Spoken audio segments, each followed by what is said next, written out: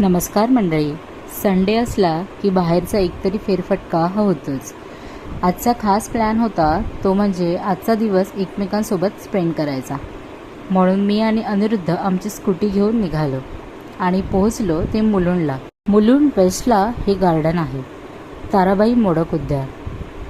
गार्डनला आल्यावर सगळीकडे झाडच असल्याकारणाने थंडावा खूप होता आणि तो मातीचा सुगंध वा.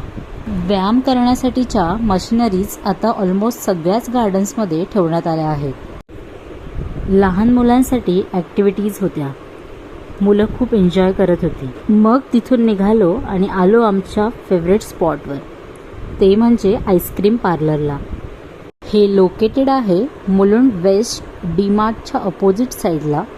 फ्रोझन बॉटल आम्ही ऑर्डर केले होते जारमध्ये रेड वेल्वेट आईस्क्रीम आणि चॉकलेट आईस्क्रीम.